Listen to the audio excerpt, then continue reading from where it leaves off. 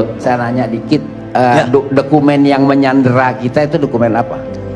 Dalam soal Freeport. Dalam soal Freeport, satu dokumen undang-undang yang pada waktu itu ditandatangani dan disetujui bersama oleh DPR bersama Pak Ginanjar. Cabut Saya aja. punya dokumennya. Nggak, cabut aja tuh undang-undang. Loh, kan orang sudah terikat sebelumnya undang-undang. Di situ disebut, sebentar. Di kontra itu, di MOU itu disebutkan undang-undang, meskipun undang-undang dicabut tidak berlaku bagi Freeport. Ada, Pak. Dengan ini, kami generasi penerus Tuan Stefanus Samberi menyatakan bahwa kontrak karya pertama PT Freeport McMoran yang ditandatangani oleh Tuan Stefanus Samberi selama 30 tahun, tahun 1967 sampai tahun 1997, itu legal. Sedangkan kontrak karya kedua yang ditandatangani oleh pemerintah Republik Indonesia dengan PT Freeport McMoran selama 30 tahun, tahun 1991 sampai tahun 2021, dan PT Freeport McMoran sepakat melakukan divestasi 51% saham kepada pemerintah Republik Indonesia adalah ilegal. 3. Perjanjian internasional mengenai Irian Barat or West Papua, Perjanjian New York tahun 1962, Perjanjian Roma tahun 1962, dan Perjanjian Kontrak Karya Pertama PT Freeport McMoran yang ditandatangani oleh Tuan Pendeta Stefanus Samberi tahun 1967.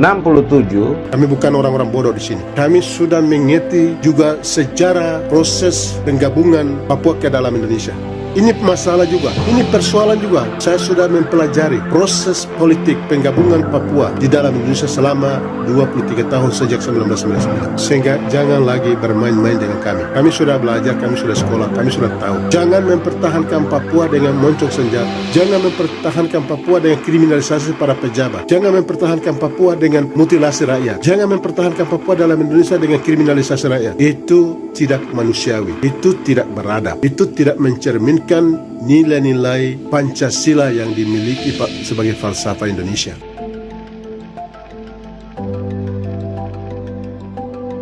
Siapa sebenarnya Tuan Stefanus Samberi? Ke-1. Tuan Stefanus Samberi adalah seorang tokoh Irian Barat yang mewakili seluruh rakyat Irian Barat kala itu, yang menandatangani perjanjian kontrak politik dengan pemerintah Indonesia untuk pembangunan Irian Barat meliputi bidang pendidikan, bidang kesehatan, dan bidang ekonomi rakyat Irian Barat selama 30 tahun, yaitu sejak tahun 1967 hingga 1997 yang dituangkan di dalam perjanjian New York tahun 1962 sebagai bentuk ratifikasi yang dibingkai dan dipetakan di dalam Negara Kesatuan Republik Indonesia sesuai perjanjian internasional. Kedua, Tuan Stefanus Samberi sebagai seorang tokoh gereja dan veteran kala itu.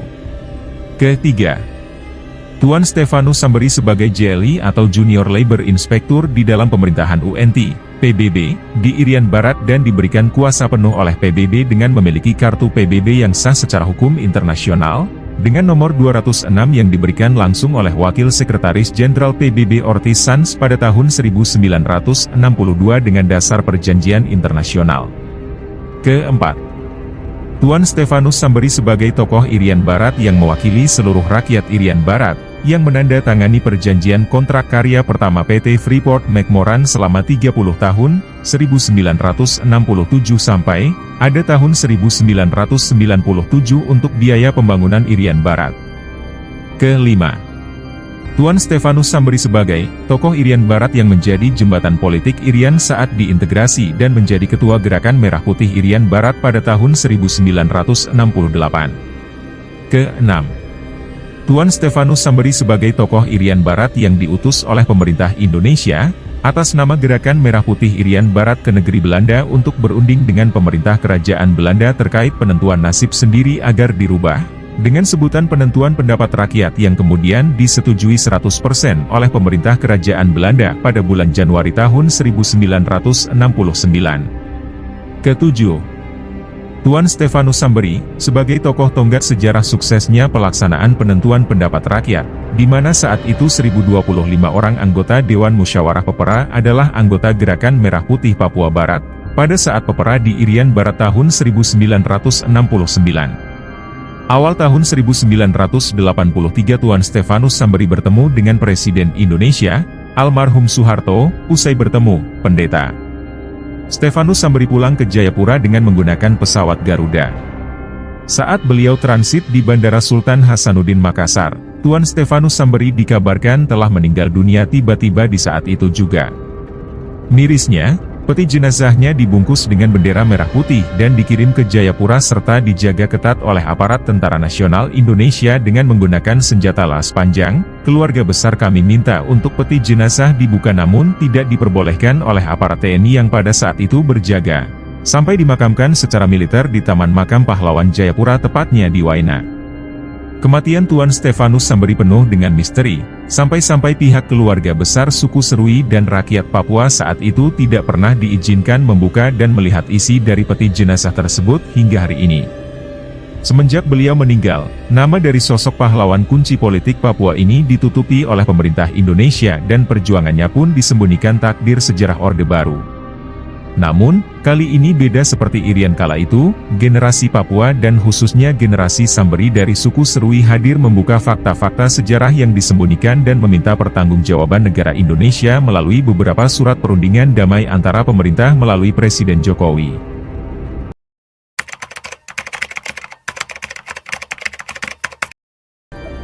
Oke, Kalau saya tahu semua sejarah asli Irian Barat itu berdasarkan dokumen peninggalan dari Tuan Samberi.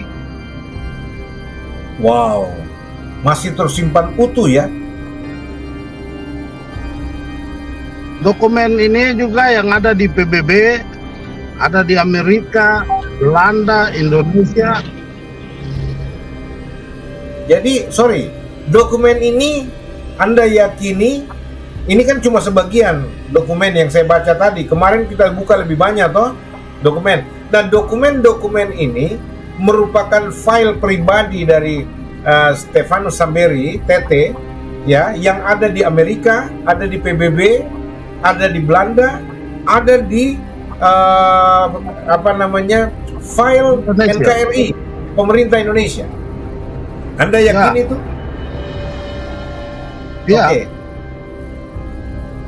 Tapi pertanyaan saya, kenapa LKRI, kenapa pemerintah tidak memunculkan nama TT, Stefanus Samberi, sebagai tokoh utama yang berperan besar sekali untuk menghasilkan Pepera dan mengibarkan bendera merah putih di PBB, ya, dan merah putih di Papua, dan diakui oleh masyarakat dunia lewat keanggotaan PBB 206 waktu itu. Dan saya melihat bahwa Adam Malik sangat menghormati beliau, Amir Mahmud, ya, dan beberapa tokoh-tokoh nasional Indonesia yang terdahulu.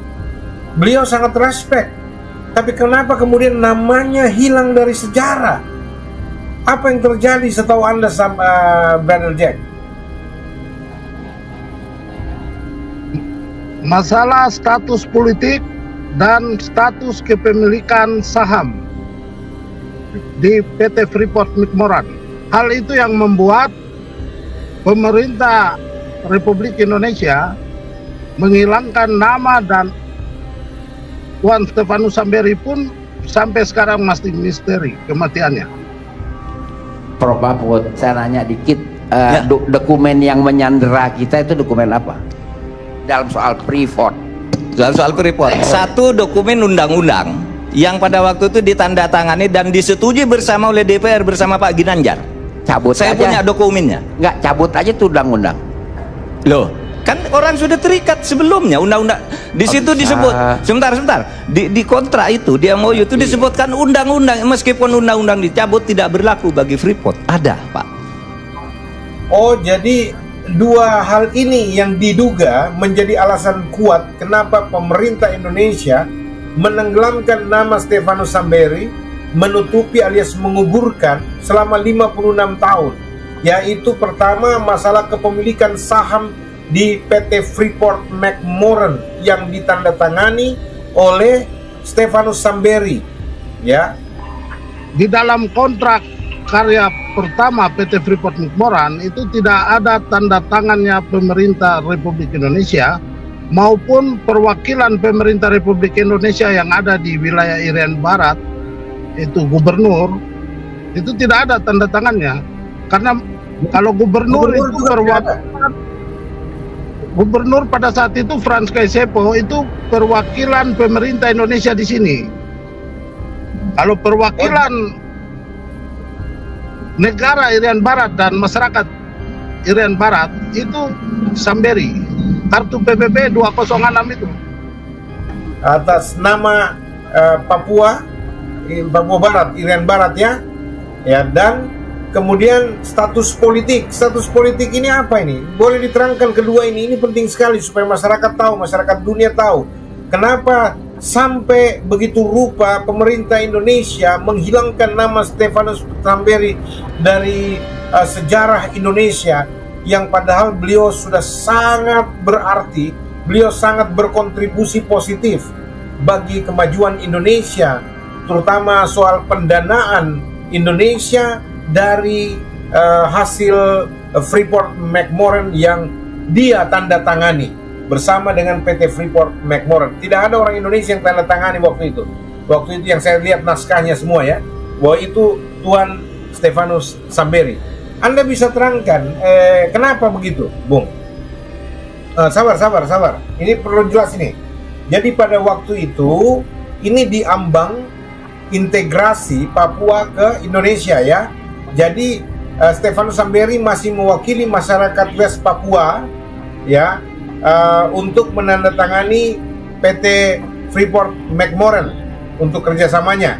Sedangkan di dalam naskah kerjasama kontrak karya pertama itu tidak ada sama sekali orang dari pemerintahan Republik Indonesia atau yang mewakilinya, termasuk Gubernur Frans Kaisepo, tidak ikut menandatangani karena itu belum, dia nggak punya hak di situ ya. Dan jadi kemudian itu Stefanus Samberi lah yang menandatangani mewakili masyarakat Papua ketika itu yang belum terintegrasi ke Indonesia. Begitu kira-kira. Kalau itu bahasanya Indonesia yang integrasi. Kalau Papua ini, Irian Barat itu negara yang diratifikasi atau diadopsi masuk ke dalam bingkai NKRI melalui perjanjian internasional New York Agreement. New York. Oh, jadi bahasa internasionalnya, bahasa komitmen internasionalnya berdasarkan New York Agreement bahwa Papua itu adalah negara merdeka yang diratifikasi bergabung dengan NKRI. Seperti itu ya? Dasar dekolonisasi ini kan negara. Irian Timur, Irian Barat itu wilayah yang harus dimerdekakan. Ini negara. Saya sudah terangkan dari tadi. Jadi sebenarnya posisi Indonesia dengan Irian Barat waktu itu sama karena bekas kolonisasi. Jadi sama-sama negara yang sudah merdeka dari kolonialisme Belanda waktu itu kan. Nah, jadi itu sebenarnya bukan bangsa tanpa status negara merdeka lalu kemudian dicaplok atau diambil, dianeksasi istilahnya atau diintegrasikan ke Indonesia. Enggak. Papua Barat, West Papua waktu itu adalah memang negara merdeka, negara independen, bersama-sama statusnya dengan Indonesia yang merdeka dari kolonialisme kerajaan Belanda waktu itu. Begitu kira-kira ya, Bu? Benar. Oke. Masalah itu ada dua menurut saya. Pertama, karena kita ini tersandra oleh kejahatan jabatan masa lalu. Coba misalnya Freeport nih. Siapa orang Indonesia yang tidak mau bahwa Freeport itu jatuh ke tangan kita? Semua mau. Presiden sejelek apapun itu selalu dikampanyekan. Tetapi ketika sampai pada masanya, ternyata Freeport itu sudah punya dokumen hukum di mana dia diberi hak secara resmi oleh negara untuk mengelola ini dan diperpanjang 10 tahun sebelum berakhir dan tidak boleh ditolak selama Freeport mau. Tidak bisa disalahkan pemerintah berikutnya, karena kalau pemerintah berikutnya maksa ke peradilan internasional atau mungkin diadakan invasi sepihak. Nah, itu persoalannya. Kita ini tersandra sebenarnya. Nah, oleh sebab itu cara menyelesaikan itu bukan berkampanye, besok kalau saya jadi gubernur Papua saya selesaikan Freeport. No, mereka punya dokumen sekarang, tidak bisa kata divestasi 51%, oke, mereka sehari bilang oke, 2 hari kemudian bilang tidak, sampai sekarang. Prof Mahfud, saya nanya dikit, Ya. dokumen yang menyandera kita itu dokumen apa dalam soal Freeport? Soal Freeport, satu dokumen undang-undang yang pada waktu itu ditandatangani dan disetujui bersama oleh DPR bersama Pak Ginanjar. Cabut Saya aja. punya dokumennya. Nggak, cabut aja tuh undang-undang. Loh, kan orang sudah terikat sebelumnya undang-undang. Di situ bisa. disebut, sebentar. Di kontrak itu, di MOU itu disebutkan undang-undang, meskipun undang-undang dicabut tidak berlaku bagi Freeport. Ada, Pak. Itu Pak Ginanjar dulu yang buat. Iya. Itu berjalan sampai sekarang. Saya ketika Sudirman Said itu dikritik rame-rame, gimana Anda kok bisa melakukan itu, merugikan rakyat? Dia ketemu saya, Pak, ini undang-undangnya. Ini hasil kesepakatan DPR dan pemerintah. Ada tanda tangan Pak Ginanjar waktu itu. Saya punya dokumennya. Nggak bisa dicabut, Pak. Seperti Bapak sudah beli lalu cabut, berlaku ke yang lain, bukan ke Bapak. Karena dia berdasar undang-undang yang sah waktu itu. Nah, ini persoalan kita, Pak. Ada hukum-hukum yang menyandera kita sampai sekarang karena kejahatan jabatan di masa lalu. Gitu. Tuh. Yang kedua memang karena moral. Moralitas kita ini bobrok sebenarnya. Sehingga apa? Nggak selesai-selesai masalah itu. Setiap muncul periode baru, muncul penjahat-penjahat baru, muncul koruptor-koruptor baru. Berkesinambungan kan, terwariskan itu moral-moral seperti itu. Muncul Kalau dokumen itu Undang-Undang nomor 22 itu kejahatan siapa, Pak? Kenapa? Undang-Undang nomor 22 yang menyandera kita dalam hal Freeport itu kejahatan siapa, Pak? Saya ingin ralat, itu bukan kejahatan dalam arti pidana, itu tidak ada pidananya. Itu adalah proses pembuatan hukum yang kolutif. Dan itu banyak terjadi zaman Orde Baru. Setiap undang-undang tuh satu pasal itu dibeli, Pak. Ini pasal ini, perusahaan ini yang beli. Kehutanan tuh satu dim tuh harganya satu orang bisa 50 juta, Pak, satu dim. Padahal undang-undang tuh kadang-kala sampai 200 dim. Bisa 50 juta satu orang. Berapa anggota pansusnya? 50 orang. Rupiah apa dolar, Pak? Rupiah. Kalau undang-undang rupiah, Pak. Pembuatan undang-undang masa dolar. Pada waktu itu ya, Pak, saya pernah dipersoalkan nih ketika bicara kayak gini, bahwa banyak pembuatan undang-undang itu yang dijual belikan. Lalu Pak Marzuki Ali sebagai ketua DPR marah. Itu enggak benar tuh, ketua MK. Saya ketua MK. Saya bilang, saya tahu. Dan saya nyebut lalu 8 orang pada ini. 8 orang sekarang sedang di penjara. Anda tahu enggak? Anak buah Anda, saya bilang sama Pak Marzuki, sekarang di penjara. Kan menjual undang-undang, bahwa undang-undang ini akan dimasukkan pasal ini, Anda akan mendapat ini, tetapi bayar dulu ke saya sebesar 8%. Ini sekarang orangnya masih di penjara semua, Pak.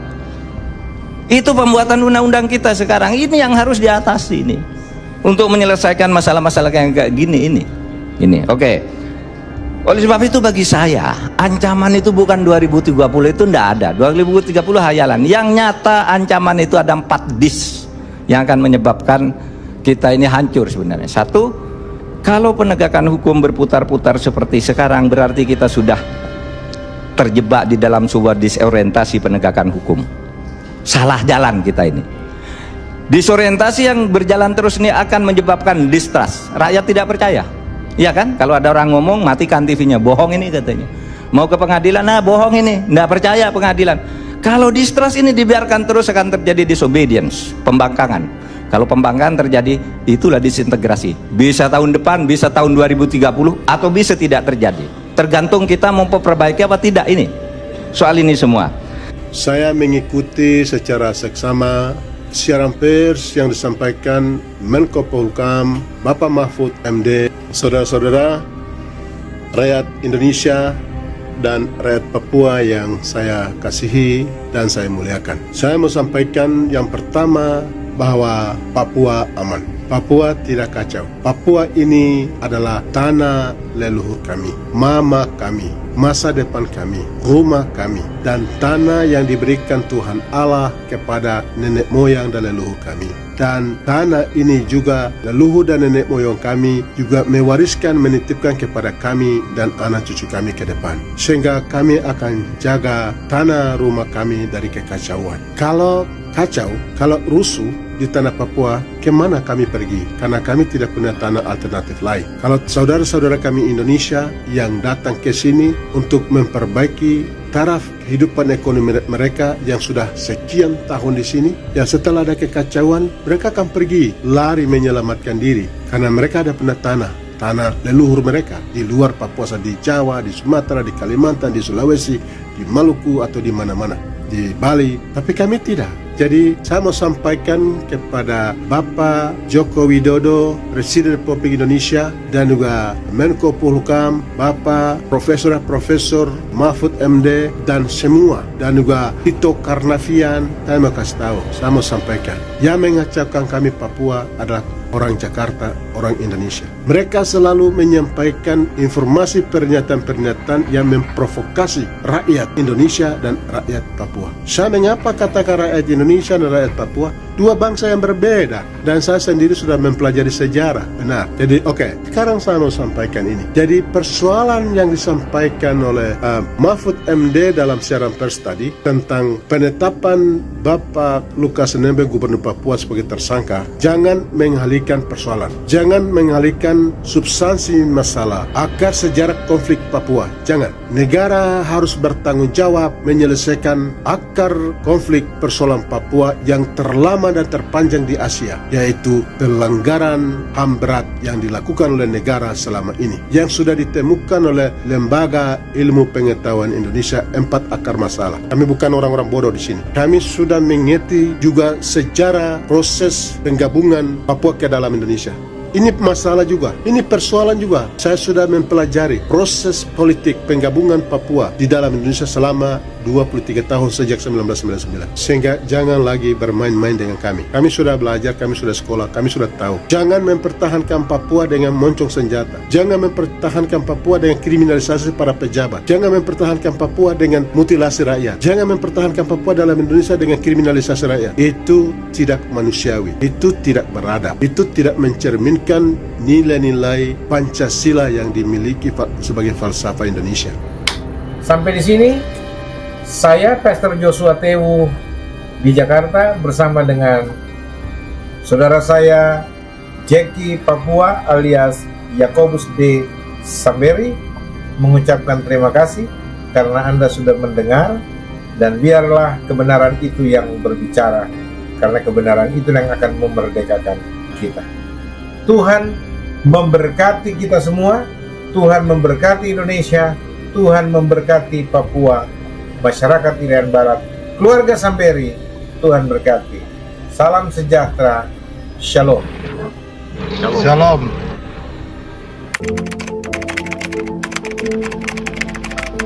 Shalom.